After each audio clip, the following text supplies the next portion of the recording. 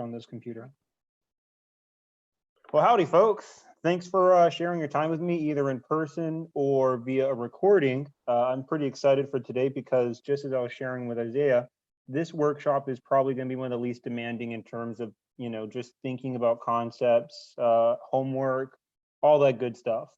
And we are covering today cover letters and resumes. And having made that real quick introduction, I'm just going to get the ball rolling. I'm going to use screen share, and yeah, I'll show you what I've got, and I'll show you how it looks, and it's honestly really straightforward. Let me see. I'm going to move that down there. As you can see, my work is everywhere. All righty, my main man. I'm going to bring that down there.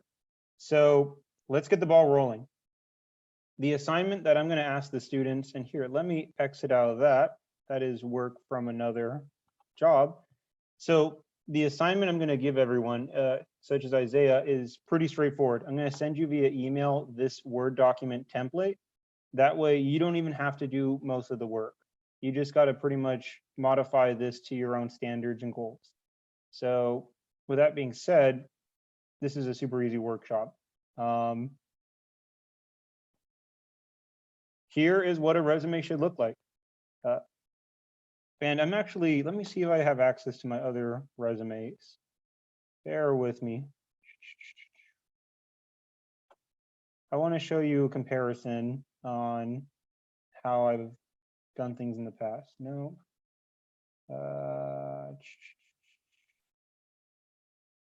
Here we are, resume variants. And then you can see this, right? Yes, I can see them. Okay, so this is an old one. This is from 2020. Let's see if we can find a really old one. 2019. What do you know? I'm going to show you a 2019 so you can get an idea of what a rookie resume looked like. And to be fair, this resume is not even a rookie one. It's just, so this is what I used to do. This is how it used to look. And even before that, I used to do resumes that could be up to 4 pages long. Now, I'll tell you now, that was because I was being told how to make a resume from college people. And college advisors, they're great, but they may not be the best to give you like solid resume advice. To give you guys a quick rundown, in a nutshell, here I'm going to exit out of that. In a nutshell, higher institutions love to have a lot of intel on their applicants. You can have literally a resume that's 6 pages long, and those professors will dig into every single piece of it to try to gauge who you are, what you're doing, what's your story, all that. And that is fair game. So always keep track of everything that you're doing professionally. I would recommend you have basically a resume that tracks all of that. This does not, I don't have that here, but in the workforce, in the real world, outside of universities where you're applying for scholarships, this is what your resume should look like. And more importantly, if you're applying for scholarships, job opportunities, or internships, this is going to be your go-to resume design. If you're applying for a university or a community college or something more academic, don't be afraid to have a 2-page resume, maybe even 3 pages, because institutions tend to be a little more akin to that sort of stuff. But if you were someone applying to be a teacher or an intern for a banking firm or just a volunteer where they apparently need you to apply for it, apparently, this is the best thing to look at. As you can see, it's 1 page long. You always want to keep your resume professionally 1 page. There are some exceptions. 2 pages can be permitted, but at the same time, there better be a good reason that they're 2 pages. So here, let me pull up one that might be a good example. So this is my legacy variant. I have different names because I use different resumes for different things. Now, I'm going to change this a lot because I just had the opportunity to have a great conversation with a Georgetown alumni, and she gave me a lot of advice on how a resume should look. But as you can see, mine is 2 pages. Just to full disclosure, I will be changing a lot of this, but I can still keep the 2 pages because there's merit, state director, all this. I have things that are more significant that are worthy of having 2 pages. I worked in Congress, blah, blah, blah. So as you can see, this is all good intel to have. especially if you're applying for a very competitive job that wants to see all of your leadership experience to gauge who you are and how you've evolved. But if it's not an incredibly competitive position, or it's a position that is more traditional, you want to stick to one page. And that one page should have your two primary jobs. So if you have only, so Isaiah, how many years of work experience do you have? I worked over the summer at the water park in H2O. Okay. Have you worked anywhere else in the past? In the past, I have a tutoring business that I do on the side. Really? Yeah. Really? Dude, that's wild. Okay, that's cool. See, that's really cool. And I would love to, after all, when I shut down the recording, we can dig more into that. And I want to learn how I can support you there. But okay, see, that's fair game. High school students, even college students, they may not have a lot of work experience. So regardless, you want to have the current job you have always at the very top.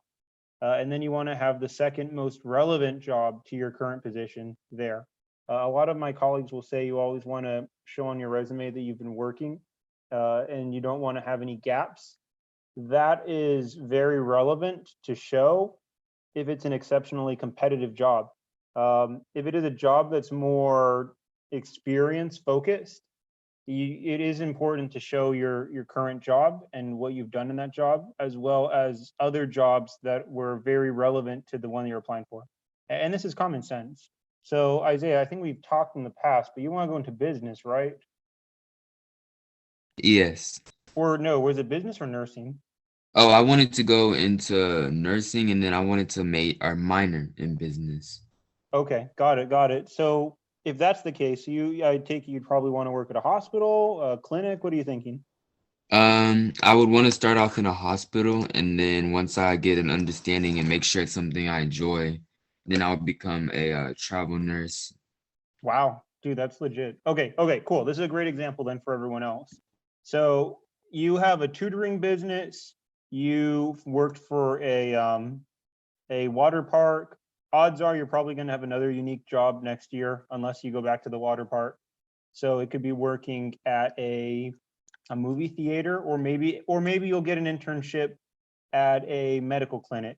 So what you're going to want to do is always, again, put your primary job, what you're currently doing, or is your most recent job. And since you own your own small business, this is interesting because this is kind of like a little trick. And this is why I encourage everyone to start businesses, regardless of your age. You know how I said earlier that you should always have some work experience so there's no gap, right? Um, this is where having a business kind of can be a useful little tool. And for example, Isaiah, I can't imagine that you have customers coming into your business like every single day, hour by hour, right? No, I normally do my tutoring once a week. Okay, cool. And then is it a seasonal, or is it can like literally every single season of the year? It's seasonal. We take the summer off, so June, July, Okay, and the okay. end of August I come back to tutoring. See, that's really cool. And this is the trick I'm going to get to. When you own your own business, you don't have to put, well, I worked these amount of months, but then I stopped these months. No, no, no, no. You simply put when you started the business, and then when you stopped it. And since it's your personal business, hypothetically speaking, it could go indefinitely. So that is a great tool to do several things on a resume. One, it shows initiative. You're taking the initiative and having the courage to start your own venture and try to make money for yourself, independent of working for someone else. And then number two, it is a brilliant shield because let's say that the venture is not making you a lot of money, but it's consistent. You can use that as your breadcrumbs to show the hirer that you do work consistently, even if the water park job is the one that gives you more hours and more money. And that is because it buys you time basically to use your second and, if possible, third job on that professional experience list for things that are relevant to your career. So, for example, you want to go into nursing and then possibly also business. So, if you work for the water park this semester, and then for 3 months you intern at a medical clinic, and then shortly after that you get a job at I don't know, at a restaurant, right? on your professional experience, you're going to want to put your current job as well as relevant experience. So it might be wise to, in that case, include your business as the first, because that's cool. People can see that and say, okay, he's an entrepreneur. He's a leader. He's innovative. The second one can be, if you still have that job, the working at a waiter shop, and then the third one can be your internship. And even in if you have to keep it one page, which again I strongly stress you keep it one page at all times, unless you're a college student in your junior year. Then you might want to just put your internship experience underneath your small business. That way the hirer can see that you have a small business, you have initiative, all that good stuff, and then they can see that you've also worked for a clinic as an intern, which is a big deal.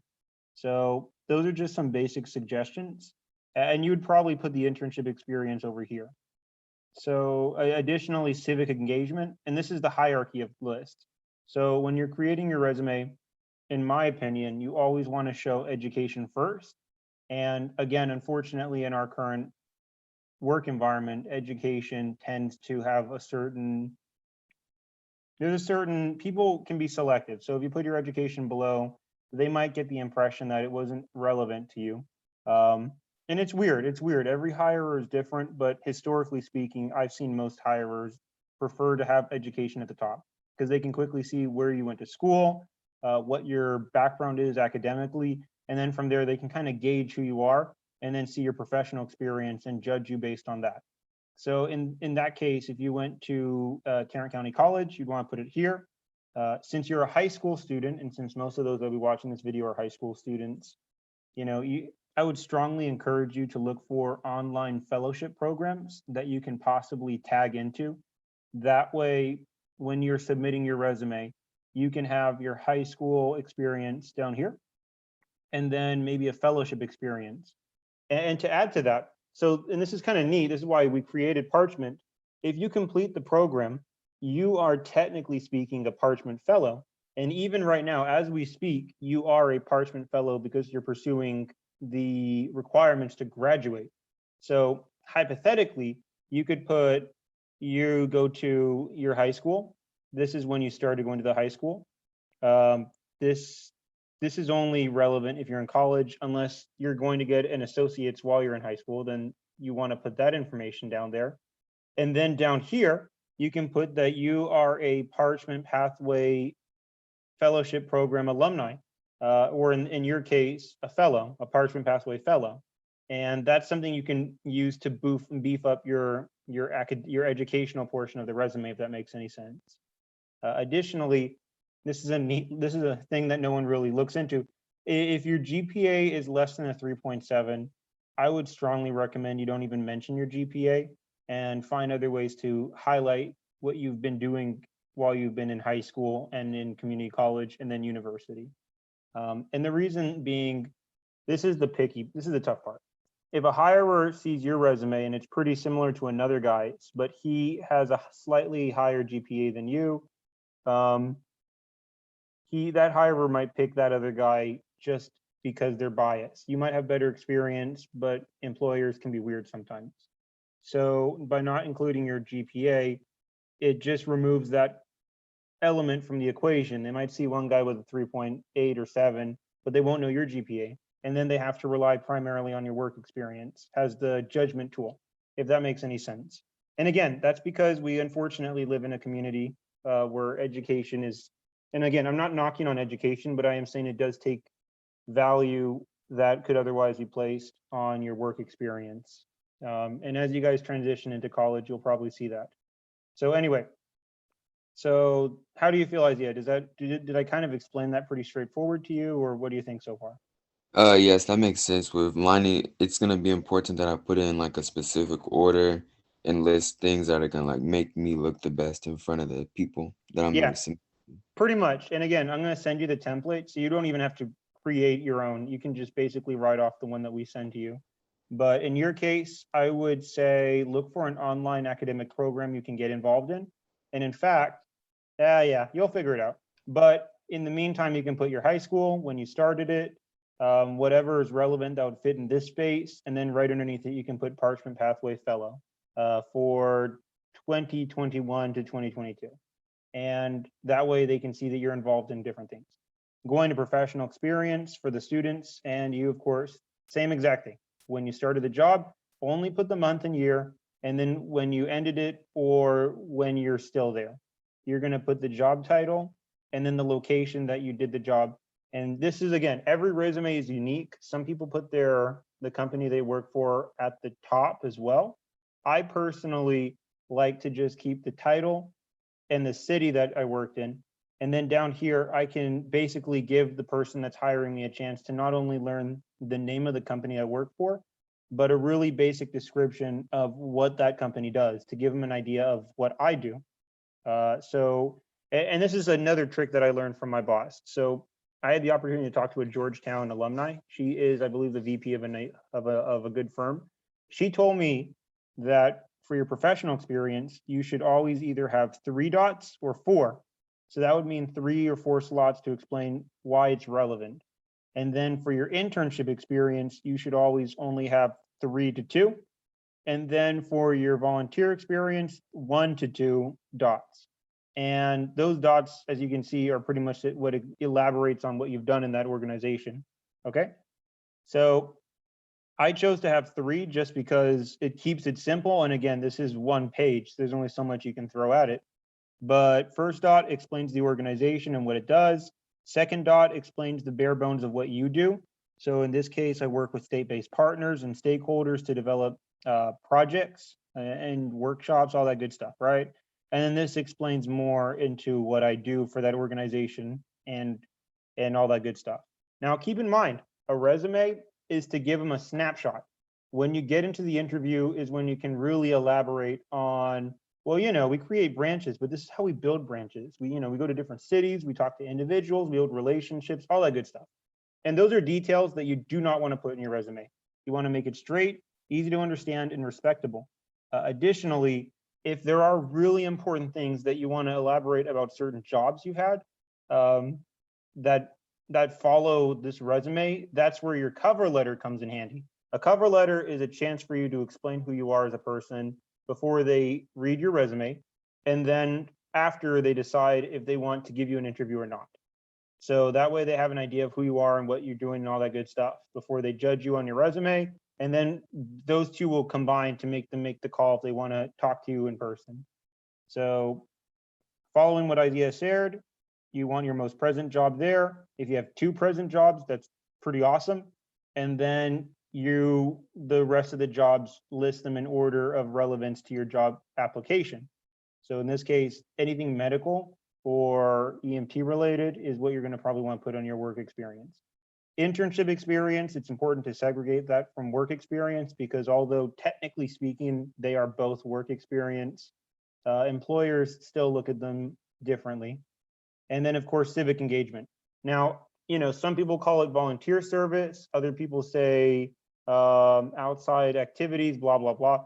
I would encourage you guys to use the wording civic engagement simply because it is vague enough to be interpreted in different ways, as well as it sounds nicer than volunteer service. Volunteer service to certain hirers might just sound like something you're putting there to show your care for the community.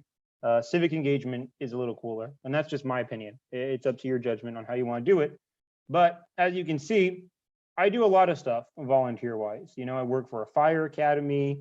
I just graduated fire academy hoping to become a volunteer fireman. I do all kinds of different things. But these are the 2 things I thought were most relevant to put on this hypothetical resume.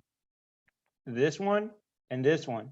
And the reason is, while I love helping the fire department and I hope to become more involved in it, this is substantially different. This shows that I am a leader within that volunteer organization.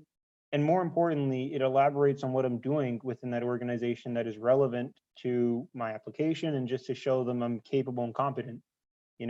I oversee activities, projects. I'm the one that handles the finances for scholarships and funding for educational projects.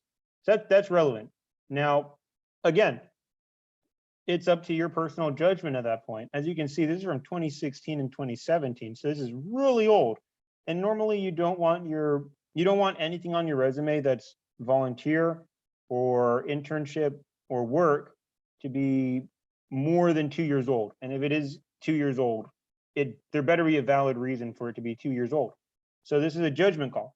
Let's say hypothetically that I'm applying for a job at a college, or has a manager, or just something that requires some leadership experience, right? This is leadership experience. This is leadership experience. This is not really leadership experience, but it's cool. Leadership experience. And then again, this is leadership experience. Working as a volunteer fireman, or helping with, different environmental organizations. That's cool. But this emphasizes that, hey, look, people actually voted to let me lead them. And that might be relevant. But again, this is more of a judgment call. You might say, nope, the fireman is more important. And to be fair, it quite possibly might be, because then it shows your hirer that you are not only involved in your fraternities, but you're also deeply involved in the community's public sector. So that's just something for people's judgment. And frankly, now that I've told you about that, I might actually in the future, if I have to create a one-page resume, do this. In my case, though, thanks to my extensive work experience, my resume has merit to be 2 pages, so I can have both. But in your case, since you guys are high school students, the rule of thumb that I've been told by a lot of my colleagues is keep it 1 page. Don't even consider making it a 2-page resume until you are a junior in college. And 2 pages is max. That is as far as you want to push the envelope when it comes to applying for jobs. Again, for universities, it might be different. But for jobs, internships, scholarships, any of that, 2 pages is max. The next thing you want to list on your resume is certifications. Pretty straightforward. These are very straightforward. And in fact, Isaiah, in your case, since you want to go into medical, if you don't have your CPR AED certification yet, you might want to look into that. I know that our city has a pretty good program for that, and I can connect you with them after I end the recording. And then lastly, awards, fellowships, and honors. So these are cool, but you never want to have them at the top. And the reason being, they're not particularly relevant. They're kind of like icing on the cake, This is the foundation. This is what people are going to look at you and say, okay, he went to high school. He hasn't gone to college yet, but he's a teenager, or he went to Yale, or he went to UTA, whatever. This is the meat. This is what's relevant. This is what they really are going to look at after they've kind of gauged who you are from your education. This is additional auxiliary relevance. This is pretty good to kind of like reinforce that you're a community member and you are engaged in the community and you're someone they should invest into. This is to verify your qualifications. So let's say you were an EMT, good job. This is just adding, here are the certs I've gotten while serving, or before I served, or after I've served as an EMT. And then awards are just like, and not only have I done all this within this 1 page, but at this point you can write, I've published articles, or I was on, I don't know what things they have for high school students, but I was an honors student, I guess. You can put any scholarships you were awarded, and that'll be useful, because once you've gotten one scholarship, it's a lot easier to get other scholarships, because grant writers and institutions and whatever, they can see and say that, okay, someone else is invested into you. So it makes us feel more comfortable to invest into you ourselves. But anyway, so that's pretty much what a resume looks like in a nutshell. It's very basic. Again, this is probably going to be the least intense workshop we have, just because resumes are not complicated. Keep it 1 page, 2 pages max, but only if you're a junior and you have very good reason to do so. Make sure your work experience is relevant. As much as possible, try to be a leader within your organization. There's an old saying that people are born leaders, and people might be born with instincts that make them better leaders, but oftentimes it's the experience that makes you a true leader. And that is only earned by actually going out there and doing it. And then more importantly, organizations like to hire leaders because they can feel more comfortable knowing that these guys, they won't have to really ask to do things. So for example, if you hire a great manager but he's not really a good leader, or he doesn't have a leader track record versus a manager who is a leader by default, you'll likely feel more confident to rely on that gentleman who is a leader by default to get things done versus a manager who's just good at his job. Um, and it's really complicated to explain that. I can dig into that when we do our leadership workshop. But basically, try to get as much leadership experience as you can with whatever organization you're involved in, because that'll just make you a more competent, uh, confident, and capable individual. And again, it'll also, by default, boost the quality and value you have to that organization, which will encourage them to want to hire you, because then they know they can rely on you when you join the organization. Um, anyway, do you have any questions for me, Isaiah, on this?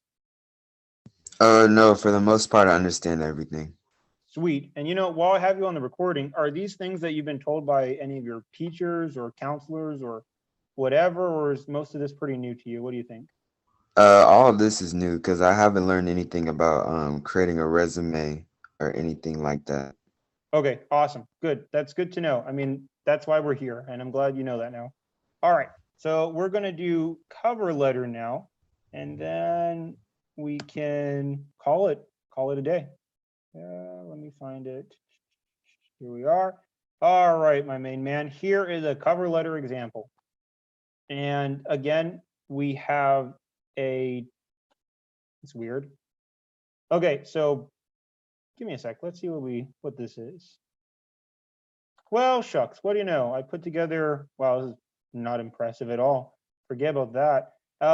Anyway, so I'll send this to you as well. Cover letters are a lot easier to build than resumes. So I guess that explains why I did not create a Word document template for you.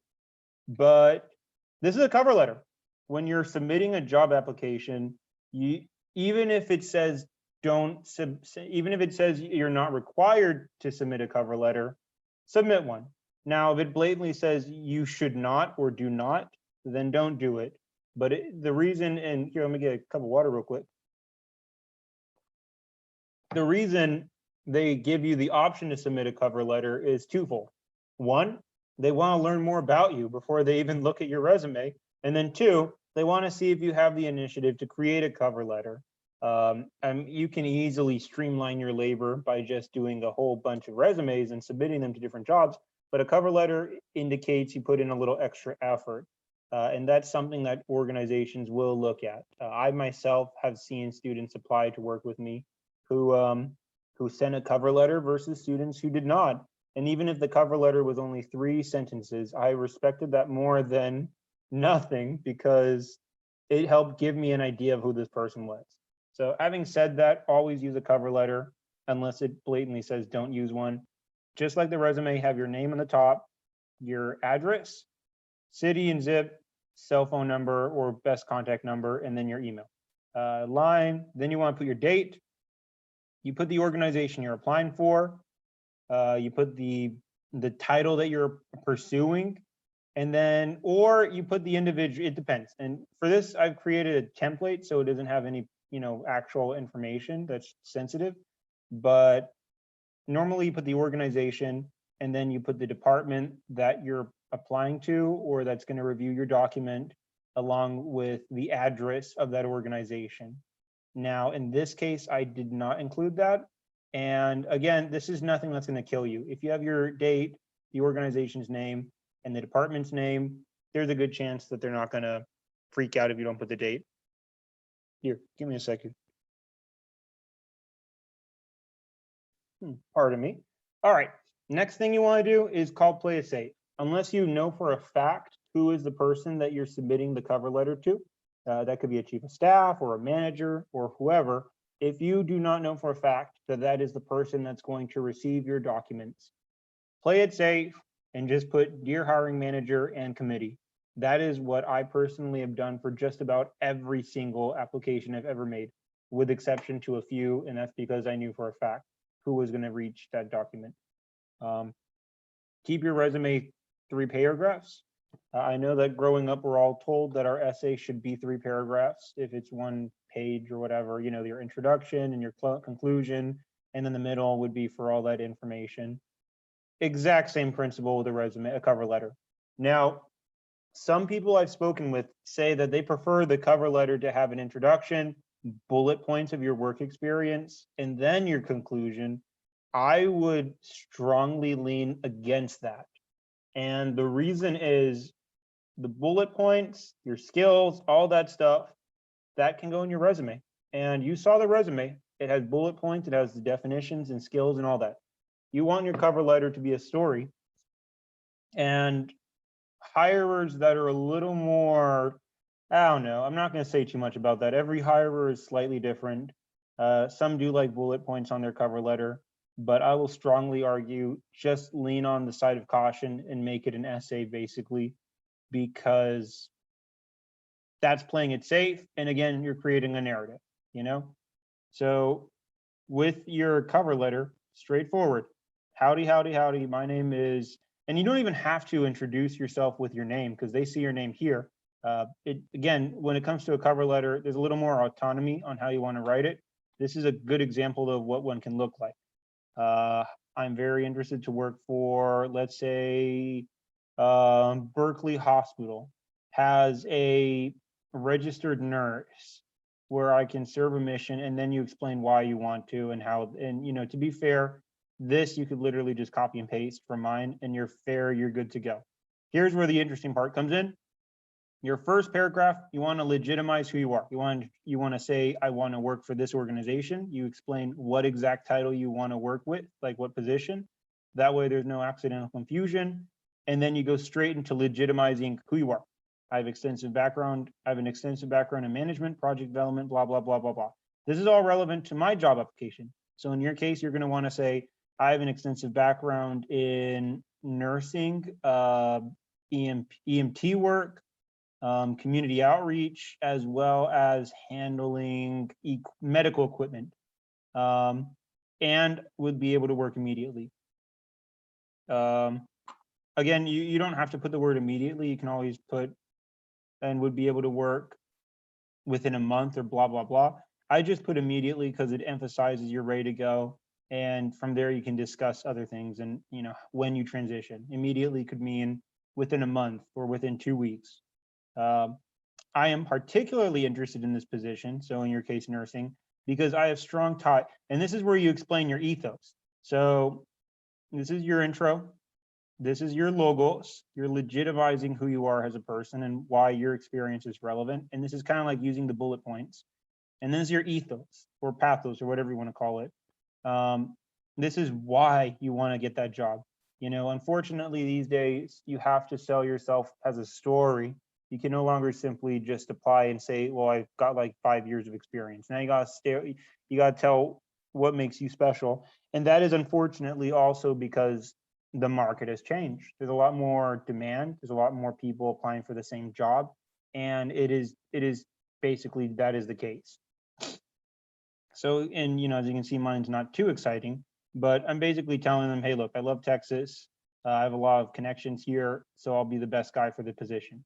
Yours can be the exact same thing. I'm particularly interested in becoming a nurse because when I was a young man or a boy, I saw someone injured or my brother got hurt or my sister or whatever, and I decided that I needed to help people, and this is the best way. You can further elaborate on that really quickly with one other sentence, and then you kind of get straight to the point. Let's get the ball rolling. That's where the second paragraph comes in. And this is pretty much where you start to go into detail. You can emphasize unique things that are relevant to your job. So let's see, this is me elaborating more on the organization. And this is me identifying things that are relevant to that entity. So again, cover letters and resumes are not complicated. It's not like you're writing your life story. You're pretty much saying, this is why I want to do it. This is my pathos or ethos, blah, blah, blah. And then this is explaining more in detail. So give me a second. On the cover, on the resume, as you can see, this explains pretty good what I've done in my experience. I handle inventory, blah, blah, blah, all that good stuff. This is cool because it shows initiative. Then this is where I can go into even more details. We build partnerships, we write operational memos. You can basically just, This is pretty much your way of creating a keyword. So unfortunately, software is being used more and more to review people's applications before they even send it to a real person. So the software, from what I've seen, will look for keywords. So at this point, that means cover letters and resumes, you're trying to put in as many keywords without it looking like you're throwing in keywords. So partnership building, writing memos, um, offering, engaging personnel, all this stuff is me elaborating on why I am qualified for the position, who I've worked with, who I know, all that good stuff that further legitimizes me. Yeah, so this is all cool. This is going into more detail, as you can see. And then at that point, you can also add other things. So as you can see, this resume only notes my 2 jobs here, as well as my internship experience. So a cover letter has another advantage. It can be used to elaborate on other job positions that are relevant to your application without necessarily being directly tied to it, right? So for example, if you're a nurse, or if you want to be a nurse, you can say that, I have my own small business, I've been an EMT, I've been an intern for a nursing firm. At that point, you can use your cover letter to explain that, I was a manager at a movie theater. I was like a part-time manager at a movie theater. And because of my EMT experience, I was able to resuscitate an elderly person or a child or whatever.